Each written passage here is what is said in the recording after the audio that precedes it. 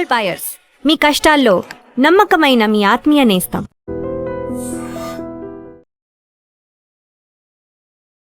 నమస్తే, నేను Kavitha. Welcome to I dream news and నిజాలు. కర్ణాటకలో మరోసారి సీఎం కుర్చీ మారబోతోంది. ఇప్పటిదాకా సిద్ధరామయ్య ఉన్నారు, నెక్స్ట్ డీకే శివకుమారే కాబోతున్నారు అన్నప్పటికి కూడా ఆ సస్పెన్స్ ఇంకా కొనసాగుతోంది. డీకే పేరుని అఫీషియల్గా అనౌన్స్ చేయలేదు. అయితే ఫర్ ద ఫస్ట్ టైం చాలా కామ్గా, కూల్గా సిద్ధరామయ్య తప్పుకుంటున్నారు. ఇంతకుముందు జరిగినట్టుగా ఒక హెవీ డ్రామా, సస్పెన్స్ అనేది ఈసారి కనిపించట్లేదు. బట్ 1956 నుంచి చూసుకుంటే ఇప్పటిదాకా ఫుల్ టైం సర్వ్ చేసినటువంటి, అంటే 5 ఏళ్ల పాటు ఉన్నటువంటి సీఎంలు కేవలం 3 మాత్రమే కర్ణాటకలో ఎందుకు కనిపిస్తున్నారు? ఎందుకని ప్రతిసారి ఈ 5 ఏళ్లలో 2-3 సీఎంలు కర్ణాటకలో మారుతున్నారు? మనతో పాటుగా ఉన్నారు సీనియర్ జర్నలిస్ట్ సురేష్ కొచ్చతిల్ గారు. సార్ నమస్తే. సో కర్ణాటక హిస్టరీ ఏంటి సార్? అంత విచిత్రంగా అనిపిస్తుందా? చాలా ఇంట్రెస్టింగ్గా ఉందా? ఎందుకలా 1956 నుంచి చూసుకుంటే ఇప్పటిదాకా ఇన్ని ప్రభుత్వాలు వచ్చాయి, బోల్డ్ అంతమంది సీఎంలు కనిపించారు. ఎందుకని 5 years టర్మ్ అనేది కేవలం 3 మాత్రమే కంప్లీట్ చేసుకున్నారు? కరెక్ట్. మీరు చెప్పినట్టు 1956 నుంచి చూసుకుంటే నిజలింగప్ప ఫస్ట్, దాని తర్వాత దేవరాజ్ అర్స్, అండ్ ఇప్పుడు సిద్ధరామయ్య గారు. దట్ ఆయన first term 2013-18. Second term complete చేయలేకపోయారు ఆయన. సో వీళ్ళు 3 ఉన్నారు. దీంట్లో మనకు తెలిసిన మటుకు నిజలింగప్ప అనే లీడర్ ఇందిరాగాంధీతో వాళ్ళు స్ప్లిట్ అయ్యి కాంగ్రెస్ స్ప్లిట్ చేసిన దాంట్లో ఉన్నారు. కామరాజ్, నిజలింగప్ప, చాలామంది వీళ్ళు 3-4 సీనియర్ లీడర్స్ కలిసి పార్టీ స్ప్లిట్ చేశారు ఆ టైంలో. ఇందిరాగాంధీ సపరేట్గా వెళ్ళిపోయింది, వీళ్ళేమో సపరేట్గా వెళ్ళిపోయారు. అప్పటి నుంచి చూసుకుంటూ వస్తే కర్ణాటకలో అక్కడ చాలా చాలా పెద్ద పెద్ద లీడర్స్ ఉన్నారు. వీరేంద్ర పాటిల్ కానీ, దేవరాజ్ అర్స్ కానీ, రామకృష్ణ హెగ్డే కానీ, ఎస్ బంగారప్ప, దేవేగౌడ, చూస్తే కుమారస్వామి, చాలా పెద్ద పెద్ద లీడర్లు ఉన్నారు. కానీ ఎవ్వరు ఫుల్ టర్మ్ సర్వ్ చేయలేకపోతున్నారు. కర్ణాటక అది ఒక కర్స్ అనుకుంటాను అది. ఎందుకంటే మాకు ఇంకెక్కడ మీకు కనిపించదు ఇది. మీకు ఒక సీక్వెన్స్గా తీసుకెళ్తాను నేను. ఫర్ ఎగ్జాంపుల్, నిజలింగప్ప గారు మన అందరు తెలిసిందే, చాలా వెటరన్ కాంగ్రెస్ మ్యాన్. ఆయన ముఖ్యమంత్రిగా 1958లో ఆయన ప్రమాణ స్వీకారం చేశారు. కానీ ఆ టైంలో అక్కడ లింగాయత్ ఎమ్మెల్యేస్ అందరు కలిసి ఒక గ్రూప్ ఫామ్ చేసి పెద్ద గొడవ చేశారు. దాని తర్వాత కాంగ్రెస్ హైకమాండ్ ఏం చేశారంటే ఆయన్ని నిజలింగప్పని రిజైన్ చేపించేసి BD Jatti, later became the vice president of India, ఆయన్ని ఆ పదవికి తీసుకొచ్చారు. సో నిజలింగప్ప గారు ఫస్ట్ టర్మ్ 1962-1968 తర్వాత వచ్చారు ఆయన. ఇంకా ఇక్కడ ఈ 58లో ఆయన రిజైన్ చేశారు ఆ టర్మ్లో. దాని తర్వాత మనం చూస్తే 71లో వీరేంద్ర పాటిల్ ఫస్ట్ టైం ముఖ్యమంత్రి అయ్యారు. ఆ టైంలో ఆయన కాంగ్రెస్ పార్టీ స్ప్లిట్ అయినప్పుడు మనకు అందరూ తెలుసు 69లో వీరేంద్ర పాటిల్ గారు లింగాయత్ రిప్రజెంటేటివ్గా ముఖ్యమంత్రి పదవి తీసుకున్నారు. కాంగ్రెస్ ఆర్గనైజేషన్ అని చెప్పి ఒక పార్టీ ఉండే టైం, కాంగ్రెస్ ఓ అని, ఆ ఫ్యాక్షన్తోనే ఆయన కలిసి ముఖ్యమంత్రి అయ్యారనమాట. కానీ ఇందిరాగాంధీ గారు 1971 జనరల్ ఎలక్షన్లో చాలా పెద్ద మ్యాండేట్తో వచ్చారు. ఆమె వచ్చిన తర్వాత ఏం చేశారంటే వీళ్ళ పార్టీలో ఉన్న చాలామంది ఎమ్మెల్యేస్ డిఫెక్ట్ అయ్యారు, ఇందిరాగాంధీ వైపు వెళ్ళిపోయారు. వెళ్ళిపోయిన తర్వాత ఈయన ముఖ్యమంత్రి పదవి నుంచి రాజీనామా చేయాల్సి వచ్చింది. అంటే presidents rule, first time presidents rule impose చేసింది కర్ణాటకలో. ఈ ప్రెసిడెంట్ రూల్ కూడా కర్ణాటకలో ఒక చాలా పెద్ద కాన్స్టిట్యూషనల్ ప్రాబ్లం క్రియేట్ చేసిన తర్వాత, మనకు అందరు తెలిసిన బొమ్మాయి జడ్జ్మెంట్ అని చెప్పి సుప్రీంకోర్టుకి చాలా ఫేమస్ జడ్జ్మెంట్ ఉండే, అది సపరేట్ స్టోరీ. కానీ ఈ కంటిన్యూస్గా కర్ణాటకలో ఇన్స్టెబిలిటీ ఉన్న కారణం ఇది. అక్కడ కర్ణాటక పాలిటిక్స్లో ఈ 2 కమ్యూనిటీస్ డామినేట్ చేస్తారు. ఇప్పుడు మన దగ్గర కూడా రెడ్డిలు, కమ్మారు అంటారు, తర్వాత ఆంధ్ర వైపు కాపు అంటారు. కానీ మోస్ట్లీ ఈ 2 కమ్యూనిటీస్ 3 కమ్యూనిటీస్లో ఉంటుంది, డివైడ్ చేసుకుంటారు వాళ్ళు పవర్. లింగాయత్, అక్కడ Kuruba is very small community, 2-3% population. So politically and financially and matha support, వీళ్ళ కర్ణాటకలో పాలిటిక్స్ అంతా కంట్రోల్ చేసేది మఠాలు. వాళ్ళు ఇంజనీరింగ్ కాలేజ్ నడిపిస్తారు, మెడికల్ కాలేజ్ నడిపిస్తారు, స్కూళ్ళు నడిపిస్తారు, అన్నీ ఉంటుంది. నేను టైమ్స్ ఆఫ్ ఇండియాలో ఉన్నప్పుడు అప్పుడు 1989లో నాకు గుర్తుంది, I have travelled extensively in Karnataka. వీళ్ళ అడ్వర్టైజ్మెంట్స్ కోసం తిరుగుతుండే నేను మఠాలకి. దావంగేరే, షిమోగా, ఇట్లాంటి ప్లేసెస్కి వెళ్తే అక్కడ పెద్ద పెద్ద మఠాలు ఉంటాయి అండ్ స్వామి పీఠాధిపతులు ఉంటారు. వాళ్ళు బిజినెస్సే మాట్లాడతారు ఆ టైంలో. వాళ్ళకి మెడికల్ కాలేజ్లో అడ్మిషన్ కావాలి, నార్త్ ఇండియా నుంచి స్టూడెంట్స్ చాలామంది వస్తారు. ఆ టైంలో నీట్ ఏం లేకుండే, డబ్బులు ఇస్తే వాళ్ళకి అడ్మిషన్ వచ్చేస్తుంది. సో సో ఎందుకంటే వాళ్ళకి ఫైనాన్షియల్ ఉంటేనే వాళ్ళు పొలిటికల్ సపోర్ట్ తీసుకోగలరు. So it was a quid pro quo అనమాట వీళ్ళ నడిమిట్లో. సో ఒకసారి లింగాయత్ ముఖ్యమంత్రి వస్తే ఒక్కలిగాలు ఆయన గుంజి కిందకి తీసుకొస్తారు. ఒక్కలిగా ముఖ్యమంత్రి వస్తే లింగాయట్లు గుంజేస్తారు. ఇప్పుడు నా ప్రెసెంట్ ఈ Shivakumar Vokkaliga and Siddaramaiah Kuruba community. Kuruba is a very very small minority community. అంటే వాళ్ళు ఒక బీసీ కమ్యూనిటీ లాగా వస్తారు, ఓబీసీ కమ్యూనిటీలో. So they are very very minute. అంత పెద్ద పొజిషన్ లేదు వాళ్ళకి. ఎస్సీ ఎస్టీ మైనారిటీ అని చెప్పొచ్చు, ఆ వీకర్ సెక్షన్ నుంచి అని చెప్పొచ్చు. కానీ వీళ్ళిద్దరు పవర్ఫుల్, లింగాయత్స్ అని ఒక్కలి కాదు అనమాట. సో వీరేంద్ర పాటిల్ గారు ఫస్ట్ టైం అప్పుడు 1971లో ఈ గొడవ అంతా జరిగిన తర్వాత ప్రెసిడెంట్స్ రూల్ పెట్టారు. దాని తర్వాత దేవరాజ్ అర్స్, ఈయనైతే he was considered mass leader, backward class, again Siddaramaiah లాగా బ్యాక్వర్డ్ క్లాస్ కమ్యూనిటీ నుంచి దేవరాజ్ అర్స్ అన్నమాట. ఆయన సెకండ్ టర్మ్కి ముఖ్యమంత్రి అయ్యారు అప్పుడు.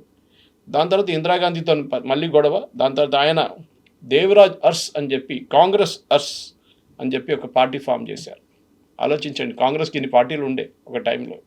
ఈవెన్ కేరళలో కరుణాకర్ అని, తర్వాత తమిళ్ మానిలా కాంగ్రెస్ అని, తమిళనాడులో జీకే మూపనార్, పి చిదంబరం వీళ్ళందరూ కలిసి పార్టీ కూడా ఫామ్ చేశారు ఆ టైంలో. కానీ దాని తర్వాత ఇందిరాగాంధీ గారు తిరిగి వచ్చినప్పుడు 1980లో మళ్ళీ చాలామంది ఎమ్మెల్యేలు రిజైన్ చేసి వెళ్ళిపోయారు. దాని తర్వాత he lost his majority. And then ఆయన సక్సీడ్ చేసింది గుండూరావు ఆ టైంలో. గుండూరావు గారు ముఖ్యం. సో ఎన్ని పేర్లు ఉన్నాయి చూడండి కర్ణాటకలో.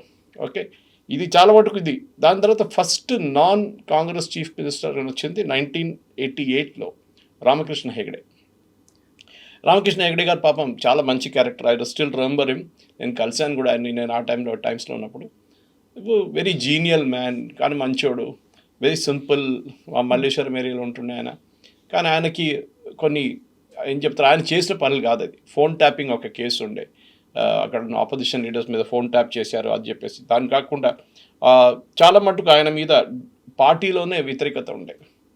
So he had to resign finally. ఆయన రిజైన్ చేశారు. ఆయన్ని ఎస్ఆర్ బొమ్మాయి గారు సక్సీడ్ చేశారు. సో ఇంకో పేరు వచ్చింది ఇప్పుడు, ఎస్ఆర్ బొమ్మాయి. దాని తర్వాత 1990లో మళ్ళీ వీరేంద్ర పాటిల్ గారు తిరిగి వచ్చారు ఈసారి.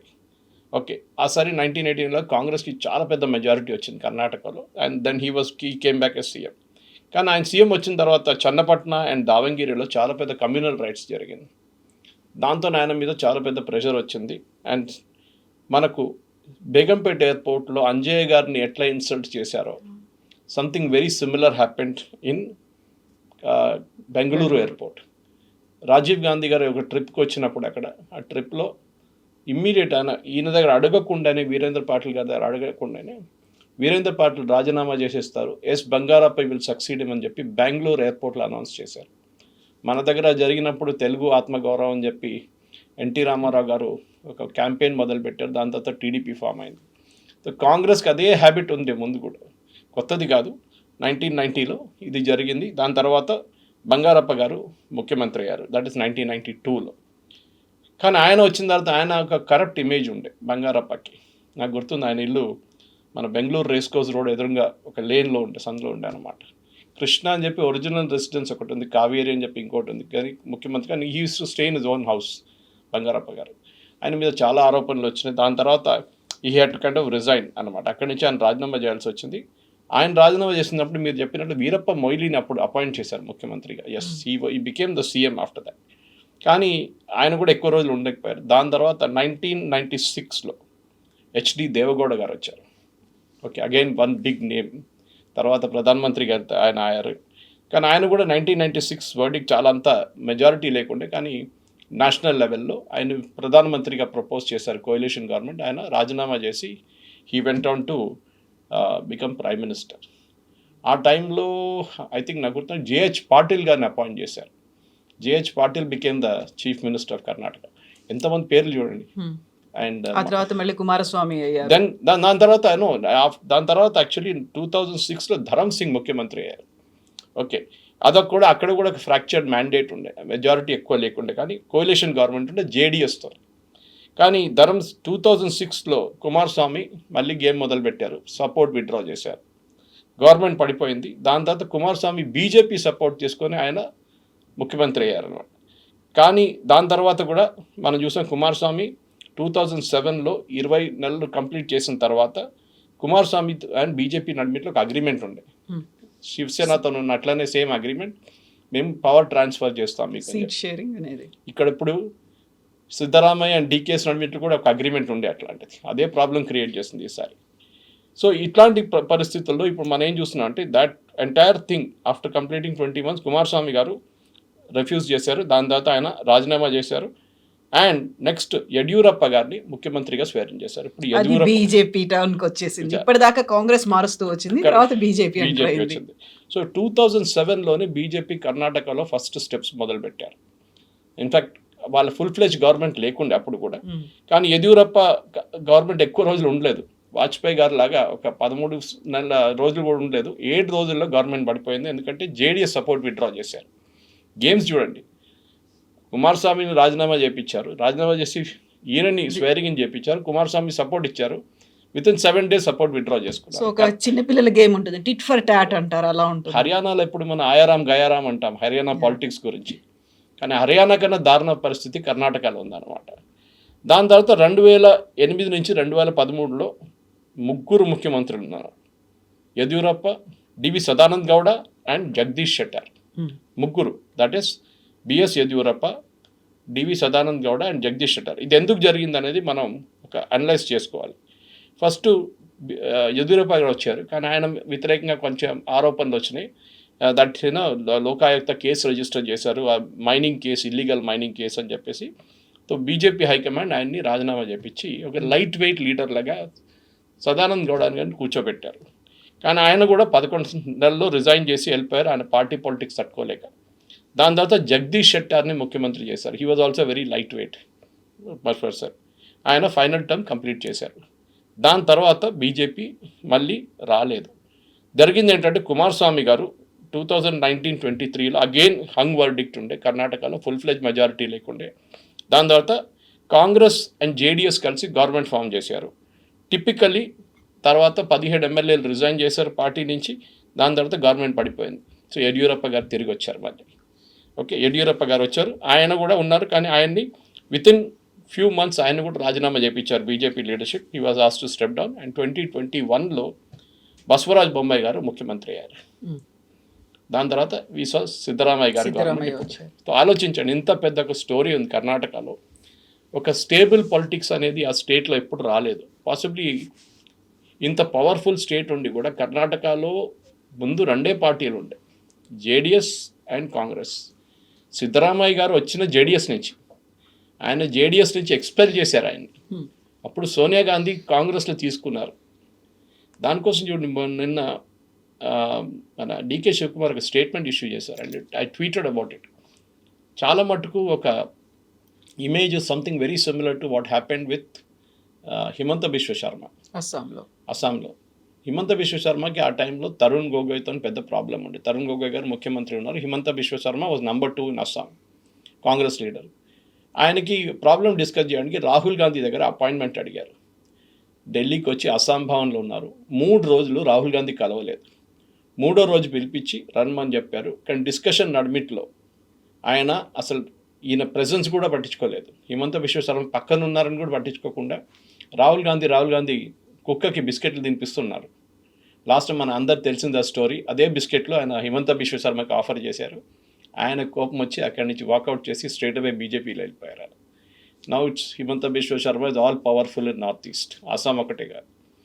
ఇదే ఆల్మోస్ట్ జరిగింది మొన్న.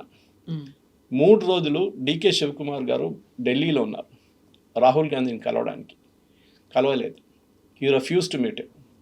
ఎందుకంటే సిద్ధరామయ్యకి సపోర్ట్ రాహుల్ గాంధీ దగ్గర నుంచి, నాట్ ఆ శివకుమార్ అనే మనిషికి ఆయన నచ్చరు. ఎందుకంటే ఒకటి, శివకుమార్ ఈజ్ వెరీ పవర్ఫుల్ కర్ణాటకలో ఫైనాన్షియలీ.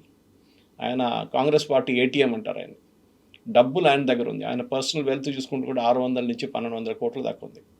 ఆయన బ్రదర్ ఇద్దరు కలిసి పెద్ద బిజినెస్ ఉంది వాళ్ళకి. కానీ రాహుల్ గాంధీ కలవలేదు. లాస్ట్ 3rd డే ఆయన ఏదో ఒక చేయబోతున్నారని తెలిసినప్పుడు Priyanka Vadra called him, said please come and see me. ఆమె మాట్లాడి ఆమె డిసైడ్ చేసిందంట that he will become the CM and Siddaramaiah will have to step down. Siddaramaiah గారికి ఇప్పుడు కూడా తట్టుకోలేకపోతున్నారు ఆయన. బికాస్ ఆయనకి అఫ్కోర్స్ క్లోజింగ్ టు 80 నౌ. ఆయన కొడుకు యతీంద్రాని ఒక పెద్ద పొజిషన్కి తీసుకురావాలని ఉండే. కానీ డీకే శివకుమార్కి అసలు అది నచ్చదు. ఎందుకంటే ఆయనకు ఒక లైఫ్ లాంగ్ డ్రీమ్ ఉండే, కర్ణాటక ముఖ్యమంత్రి నేను కూడా ఉండాలి, నేను కూడా కావాలని చెప్పేసి. తో ప్రియాంక వాద్రా పిలిపించి మాట్లాడాలంట, but Rahul Gandhi did not see him even that. తో పాలిటిక్స్ ఇంకా మారిపోలేదు కర్ణాటకలో, ఇంకా నడుస్తుంది. అందులో కాంగ్రెస్ లో కూడా 2 పవర్ సెంటర్లు తయారయ్యాయి, ఒకటి ప్రియాంక అండ్ ఒకటి రాహుల్, వాళ్ళ వర్గాలుగా ఉన్నాయా అని. దట్స్ వాట్ వాళ్ళ ఫాదర్ చేసిన అదే పాలిటిక్స్ కదా ఇది. వాళ్ళ నాన్నగారు బంగారప్ప అని అనౌన్స్ చేశారు ముఖ్యమంత్రిగా ఎయిర్పోర్ట్లో. ఇక్కడ అంజయ్ గారిని తీసేసి ఇంకో ముఖ్యమంత్రిని పెడతా అని చెప్పినట్టు అదే కండిషన్లో అయిపోయింది అది. అంటే కాంగ్రెస్లో ఎప్పుడు కూడా ముఖ్యమంత్రిని డిసైడ్ చేసేది ఈ పార్టీలో ఉన్న వాళ్ళ ఫ్యామిలీ ఒకటే. ఖర్గే గారు కూడా రోల్ ఆలోచించండి. ఖర్గే గారు కర్ణాటక నుంచి కాంగ్రెస్ పార్టీ ప్రెసిడెంట్, ఆయన్ని కన్సల్ట్ చేయకుండానే ముఖ్యమంత్రిని మార్చేశారు అక్కడ. ఒక టైంలో రూమర్ ఉండే, మీకు గుర్తుంటుంది, ఖర్గే గారిని ముఖ్యమంత్రి చేసి ఈయనని రాజ్యసభకు పంపిద్దామని చెప్పేసి. కానీ అది శివకుమార్ వాళ్ళ ఫ్యాక్షన్ అంగీకరించట్లేదు. కానీ ఇప్పుడు కూడా సపోర్ట్ డీకే శివకుమార్కి లేదు. డ్రామా ఇంకా అవి బాకీ హై, హిందీలో అంటారు చూడండి, అవి డ్రామా పిక్చర్ అవి బాగా బాకీ హై. ఎందుకంటే ఈ ఎమ్మెల్యే సపోర్ట్ అంతా సిద్ధరామయ్యకు ఉంది. రేపు ఏదైనా జరిగితే కర్ణాటకలో హిస్టరీ ఉంది split of Congress party, Congress organization, Congress Urs, ఇట్లాంటి చాలా మటుకు పార్టీలు ఫామ్ అయినాయి. సో డెఫినెట్గా ఐ థింక్ ఇంకొక ఈ బాకీ టర్మ్లో ఎంత మిగిలిందో టర్మ్లో, ఆ టర్మ్లో డీకే శివకుమార్ గారి పొజిషన్ చాలా షేకీగా ఉండబోతుంది, చాలా షేకీగా ఉండబోతుంది. అందులో కూడా డీకే శివకుమార్ మీద విపరీతమైనటువంటి ఆరోపణలు సొంతంగా కాంగ్రెస్ పార్టీ బయటి వైపు నుంచి కూడా చేయించింది అనేది. అందులో ఆయన ఆర్ఎస్ఎస్ అభిమాని, లేకుంటే అలాంటి కార్యక్రమాలకు అటెండ్ అవుతుంటారు, ఎక్కువగా బీజేపీకి సపోర్ట్గా మాట్లాడుతున్నారు. హీఈస్ మోర్ బీజేపీ దాన్ కాంగ్రెస్ అనేటువంటి ఒక యాంటీ క్యాంపెయిన్ కూడా ఎస్టాబ్లిష్ చేశారు అక్కడ. కరెక్ట్. ఆయన రిలీజియన్ వైజ్ ఆయన ఎప్పుడు హైడ్ చేయలేదు అని చెప్పారు కూడా ఆయన. నేను గుడికి వెళ్తాను, నేను కుంభమేళాకి వెళ్ళాను, నేను వెళ్తాను, నాకు ప్రాబ్లం లేదని. కానీ అదే టైంలో సిద్ధరామయ్య గారు ఎగ్జాక్ట్లీ ఆపోజిట్. ఆయన హిజాబ్ ఇష్యూలో తీసుకున్న స్టాండ్ ఒకటి చూడండి. చాలా మటుకు టిప్పు సుల్తాన్ యానివర్సరీ సెలబ్రేట్ చేయడంలో ఆయన సపోర్ట్ ఒకటి ఉండే. చాలా మటుకు ఓబీసీ మైనారిటీ అంటే ముస్లిమ్స్ కలిపి ఒక సెట్ చేయడానికి చాలా మటుకు ట్రై చేశారు సిద్ధరామయ్య గారు. అది నచ్చని డీకే శివకుమార్ ఫ్యాక్షన్కి నచ్చలేదు. కానీ ఇప్పుడు కూడా మెజారిటీ, నేను అది చెప్తే, ఇప్పుడు కూడా మెజారిటీ ఎమ్మెల్యేలు సిద్ధరామయ్యతో ఉన్నారు. కానీ అది మారిపోతుంది. ఒకసారి మీకు ఆ కుర్చీలో ఉన్న పవర్ వచ్చేస్తే ఎమ్మెల్యేలు కూడా మారిపోతారు. అది మనం చాలా టైం భారత్లో ఉన్న పాలిటిక్స్లో చూసాం, అది ప్రతి స్టేట్లో జరిగింది అది. కానీ ఇప్పుడున్న పరిస్థితుల్లో కాంగ్రెస్కి 3 స్టేట్స్ ఉన్నాయి సౌత్లో టెక్నికలీ, ఇంకోటి కోయిలేషన్ అని తమిళనాడు, కేరళ, కర్ణాటక అండ్ తెలంగాణ. అఫ్కోర్స్ కేరళలో కూడా ఇట్స్ కోయిలేషన్ గవర్నమెంట్, టెక్నికలీ వాళ్ళు యూడిఎఫ్ అని చెప్తారు దాన్ని. తెలంగాణ అండ్ కర్ణాటకలోనే ఫుల్ ఫ్లెడ్జ్డ్ పార్టీ, వాళ్ళ ఓన్ సపోర్ట్లో ఉన్నారు వాళ్ళు. అట్లాంటి పరిస్థితుల్లో రేపు కర్ణాటకలో అన్నిటికంటే పెద్ద లక్కీ ఫ్యాక్టర్ కాంగ్రెస్కి ఏంటంటే బీజేపీ వైపు నుంచి ఒక స్ట్రాంగ్ లీడర్ లేరు వాళ్ళ దగ్గర. ఇప్పుడు ఎవరు ఫేస్ అనేది చూపించడానికి లేదు అక్కడ. మీకు గుర్తుంటుంది కవిత గారు, ఈయన్ని యడ్యూరప్ప గారిని రాజీనామా చేపించినప్పుడు ఆయన సపరేట్ పార్టీ ఫామ్ చేశారు, కేజేపీ అని చెప్పి. ఆసారి ఎలక్షన్లో, నెక్స్ట్ జరిగిన ఎలక్షన్లో 12% ఓట్లు తీసుకెళ్ళిపోయారు. That is the BJP could not win. తర్వాత బీజేపీ హైకమాండ్ తెలిసిపోయింది మనం చేసిన తప్పని చెప్పి ఆయన రిటర్న్ తీసుకొచ్చారు. But it's too late. కానీ ఇదే ఆర్గ్యుమెంట్ మనం బీహార్ కానీ, ఛత్తీస్గఢ్ కానీ, ఒడిశా, రాజస్థాన్, మధ్యప్రదేశ్ కూడా చేయొచ్చు మనం. అక్కడ ఎవరున్నారు ముఖ్యమంత్రి ఫేస్? ఎవరు లేరు కదా. పార్టీ ఒక పేరు చెప్పారు, ఆ పేరుతోనే అందరు ఎస్ అన్నారు, ముఖ్యమంత్రి అయిపోయారు. కర్ణాటకలో కూడా అట్లా చేయొచ్చు కదా అంటే కాదు. కర్ణాటక పాలిటిక్స్ ఈజ్ ప్యూర్లీ, నేను చెప్పాను చూడండి, ఒక్కలిగా లింగాయట్ బ్యాటిల్. ఇప్పుడు మన డీకే శివకుమార్ గారు ఒక్కలిగా, లింగాయట్ సైడ్ నుంచి పెద్ద పుష్ బ్యాక్ రావబోతుంది. వాళ్ళ వైపు ఉన్న ఎమ్మెల్యేలతోని రాజీనామా చేపిస్తే కూడా ఐ వోంట్ బి సర్ప్రైజ్డ్. అది కూడా జరగవచ్చు. మఠాల పీఠాధిపతి చేపిస్తారు. అది కూడా వాళ్ళ గేమ్ ఆడడానికి చాలా పెద్ద ఛాంపియన్స్ వాళ్ళు, మన ప్రొఫెషనల్ పొలిటీషియన్స్ కన్నా పెద్ద పొలిటీషియన్స్ వాళ్ళు. కర్ణాటకలో ఇంకా ఈ కురుబా కమ్యూనిటీ మీద అంత ప్రాబ్లం లేదు, కానీ మేజర్ ప్రాబ్లం రాబోతుంది ఇటువైపు నుంచి, లింగాయట్ వైపు నుంచి. లింగాయట్ ఉన్న ఎమ్మెల్యేలు ఎక్కడికి వెళ్తారో మనకు తెలియదు. మొన్న కూడా దావంగేరే బై ఎలక్షన్ జరిగినప్పుడు షామ్ను శివశంకరప్ప అని చెప్పి చాలా పెద్ద లీడర్ కాంగ్రెస్ది, నేను ఆయన్ని ఆ టైంలో కలిసాను, 1989లో కలిసాను ఒకసారి. ఆయన అక్కడ పెద్ద మెడికల్ కాలేజ్ నడిపిస్తాడు దావంగేరేలో, కాకుండా ఇంజనీరింగ్ కాలేజ్ అన్నీ ఉన్నాయి ఆయనకి. అండ్ ఈ వాజ్ లోకల్ ఎమ్మెల్యే. ఆయనకి బెంగళూరులో తాజ్ వెస్ట్ ఎండ్ అని చెప్పి ఒక 5 స్టార్ ప్రాపర్టీ ఉంది, రేస్ కోర్స్ ఎదురుగా. అక్కడ ఆయనకు ఒక room through out the year book ఉంటుంది. అంత ఫైనాన్షియలీ పవర్ఫుల్ మనిషి ఆయన. అక్కడ 2 సార్లు కలిశాను నేను. సో జామ్ను శివశంకర్ అంటే ఆయనకి దావంగేరే మొత్తం చుట్టుపక్కల ఏరియాస్ అంతా ఆయన దగ్గర ఉంటుంది, షిమోగా అంతా. కానీ ఇప్పుడు రీసెంట్లీ అక్కడ జరిగిన పాలిటిక్స్లో వాళ్ళ ఫ్యామిలీ నుంచి వాళ్ళ కొడుకు కానీ వాళ్ళ టికెట్ కోసం చాలా పెద్ద గొడవ జరిగింది బై ఎలక్షన్లో. కానీ లాస్ట్లో వచ్చింది అనుకోండి టికెట్. కానీ అక్కడున్న కొంతమంది ముస్లిం లీడర్స్ వ్యతిరేకంగా పోటీ చేయడానికి వెళ్ళారు. అది కాంగ్రెస్లో మళ్ళీ ఒక ఫ్యాక్షనిజం చూపిస్తుంది అక్కడ. అంటే ఫస్ట్ జనరేషన్ నుంచి సెకండ్ జనరేషన్కి వచ్చేటప్పుడు కాంగ్రెస్లో చాలా మటుకు ప్రాబ్లమ్స్. యతీంద్ర గురించి మాట్లాడుతున్నారు, బీజేపీలో అదే ప్రాబ్లం ఉంది. మన యదురప్ప గారు ఆయన కొడుకు, is not powerful at all. బీజేపీలో ప్రెసిడెంట్ అది ఇది అంటారు కానీ ఆయనకంత పవర్ లేదు ఇప్పుడు. సో బీజేపీ వైపు అన్నిటికంటే పెద్ద ప్రాబ్లం ఏంటంటే వాళ్ళ దగ్గర ఒక కొత్త లీడర్.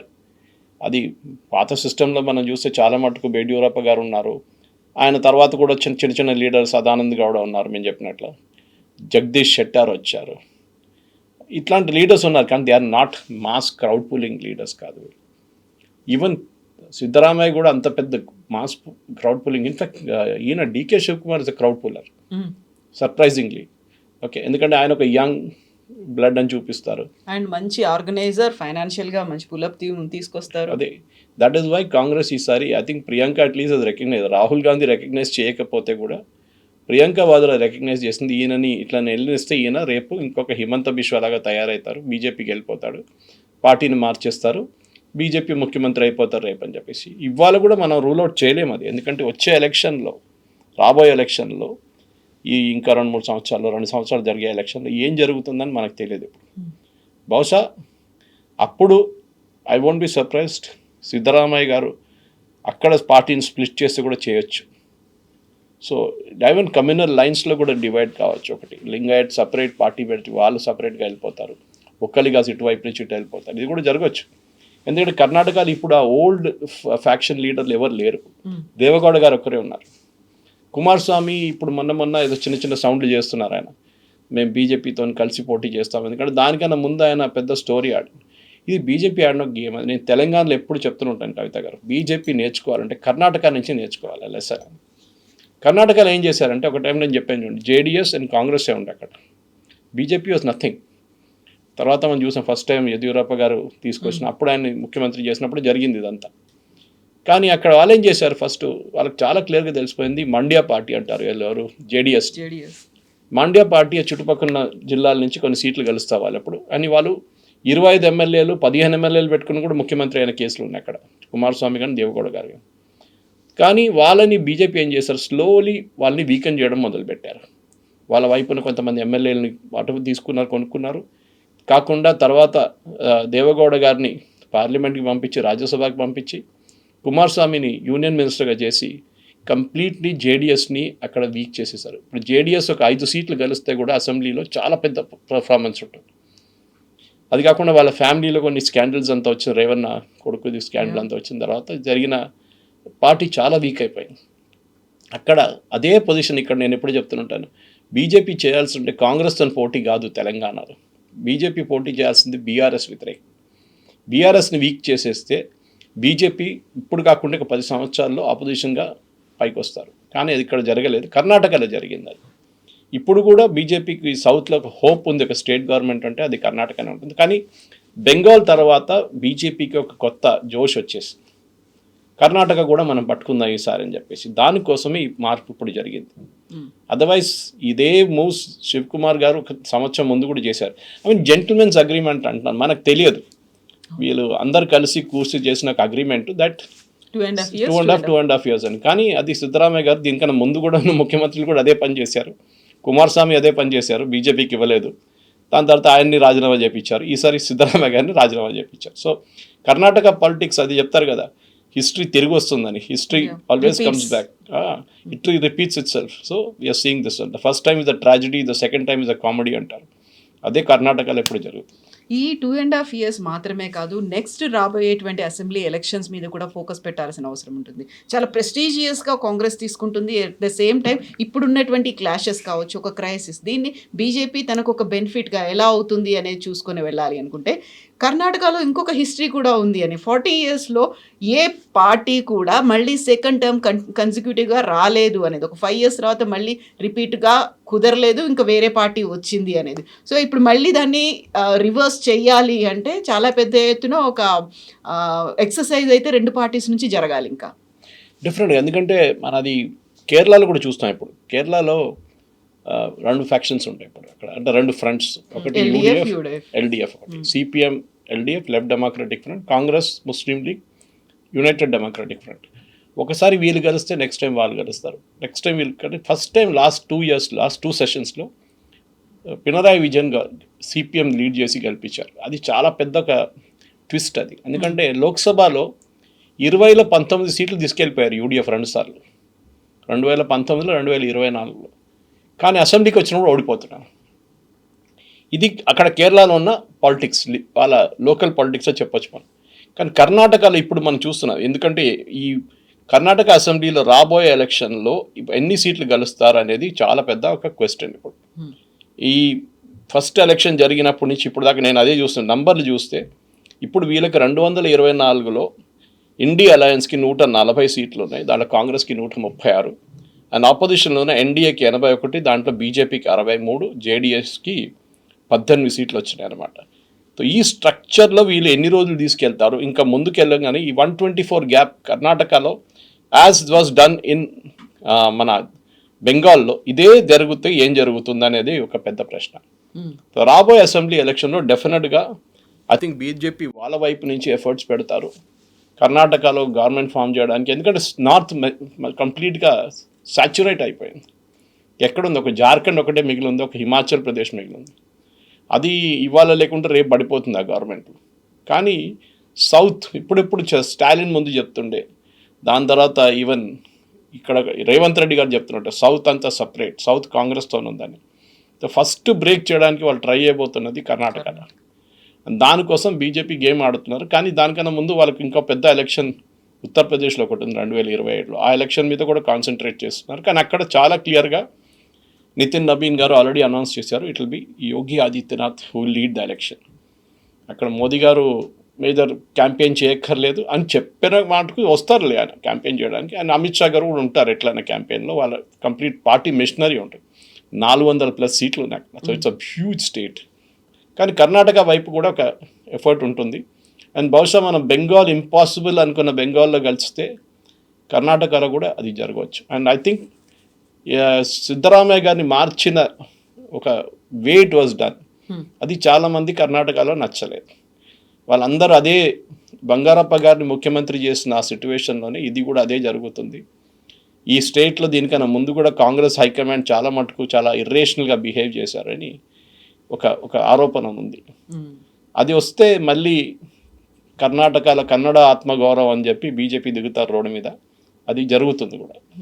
ఒకవేళ డీకే శివకుమారే సీఎం అవుతున్నారు అనుకుంటే ఆయన మీద ఒక బాధ్యత కూడా పెట్టబోతోంది కాంగ్రెస్ పార్టీ. నెక్స్ట్ టర్మ్ మళ్ళీ మీరే తీసుకురావాలి, ఆ రెస్పాన్సిబిలిటీ మీదే. అలాంటి క్రౌడ్ పుల్లింగ్ కావచ్చు, లేకపోతే గవర్నమెంట్కి రావాల్సినటువంటి ఆ పథకాలు కావచ్చు, కార్యక్రమాలు అన్నీ కూడా ఈ శివకుమారే చేయాల్సి ఉంటుంది అని.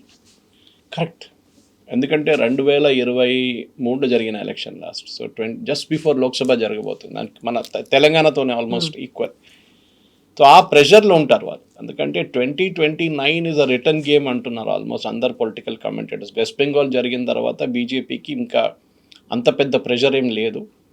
ఈ ఆయిల్ ప్రెషర్ కొంచెం ఇప్పుడు ఉంది, అది బాస్ హ్యాండిల్ చేస్తే state of Hormuz next week open అవుతుంది అంటున్నారు. అది ఓపెన్ అయితే ప్రైసెస్ తగ్గిపోతుంది, దాని తర్వాత సిచ్యువేషన్ మళ్ళీ తిరిగి నార్మల్కి వచ్చేస్తుంది. సో 2029లో ఛాలెంజ్ ఎక్కువ లేదు బీజేపీకి, ఎందుకంటే 3 పెద్ద స్టేట్స్లో, అంటే యూపీ ఇంకా మనకు తెలియదు కానీ మహారాష్ట్ర అండ్ వెస్ట్ బెంగాల్, ఈ 2 స్టేట్స్లో వాళ్ళు చూసుకున్నారు. వాళ్ళ వైపు నుంచి ఇంకా ఈసారి 20 నుంచి 30 నుంచి 40 ఎమ్మెల్యేలు ఇంక్రీజ్ కావచ్చు. దాంతో బీజేపీకి కంఫర్ట్, లాస్ట్ టైం 240 దగ్గర వచ్చి ఆగారు. సో ఈసారి ఈ 2 స్టేట్స్ కలిపి 270 పార్ తీసుకెళ్ళిపోతారు, 280 దాకా. మిగతా రావాల్సింది యూపీ నుంచి ఇంకా ఒక 30 సీట్లు వచ్చేస్తే, వాళ్ళు లాస్ట్ టైం ఓడిపోయిన సీట్లు వస్తే they will cross the 300 mark. ఇది బీజేపీ టార్గెట్. ఇది దాంట్లో ప్రాబ్లం ఎక్కడ వస్తుందంటే కాంగ్రెస్కి సౌత్లో ఇప్పుడు దాకా డిఎంకే చాలా మటుకు సపోర్ట్ ఇచ్చారు లోక్సభలో, కానీ ఈసారి డిఎంకే ఏం చేస్తారో మనకు తెలియదు. కర్ణాటకలో కూడా అదే. కర్ణాటకలో ఫర్ ఎగ్జాంపుల్ బీజేపీ లోక్సభలో బాగానే పర్ఫామ్ చేస్తారు వాళ్ళు. అంత పెద్ద అసెంబ్లీ లాగా పర్ఫార్మెన్స్ అంత దారుణం లేదు వాళ్ళ పరిస్థితి. కానీ డెఫినెట్గా అక్కడ కూడా బీజేపీ 50-50 తీసుకెళ్ళిపోతే కాంగ్రెస్ పరిస్థితి ఈసారి 100 సీట్లు ఉన్నది తగ్గి 75 లేకుంటే 70 దాకా కూడా రావచ్చు వాళ్ళ కాంగ్రెస్ పర్ఫార్మెన్స్. అది చాలా మటుకు డేంజరస్. ఎందుకంటే ఒకసారి అది జరిగితే 2029 మళ్ళీ బీజేపీ గెలిస్తే మోదీ గారు లీడర్షిప్లో గెలుస్తారో లేకుంటే అమిత్ షా గారు ప్రధానమంత్రి అవుతారో ఎవరైనా కావచ్చు, గతంలో యోగి ఆదిత్యనాథ్ అది వస్తారో అది అన్నీ ఉంటుంది. సో డెఫినెట్గా దాట్ ఈస్ అ పాసిబిలిటీ, లేదని మనం డిస్కౌంట్ చేయలేం దాన్ని. కానీ అట్ ద సేమ్ టైం మనం కర్ణాటక పాలిటిక్స్లో సౌత్లో మళ్ళీ బీజేపీ ఒక పట్టు సాధించడానికి కర్ణాటక మళ్ళీ రిపీట్ చేస్తే దాంట్లో ఫుల్ ఎఫర్ట్ పెడితే డౌట్ కూడా లేదు. ఆయారాం గయారాం లాగా కర్ణాటక పాలిటిక్స్లో మనం చూసాం 56 నుంచి నిజలింగప్ప గారి నుంచి ఇప్పుడు సిద్ధరామయ్య గారి దగ్గర నుంచి ఒక ఆల్మోస్ట్ ఒక 18 నుంచి ముఖ్యమంత్రులు మారారు, 16 నుంచి 18. ఇప్పుడు కూడా ఇంకోసారి ఇది కూడా జరగవచ్చు ఈసారి. Yes, sir. Thank you so Thank you. much. Thank you.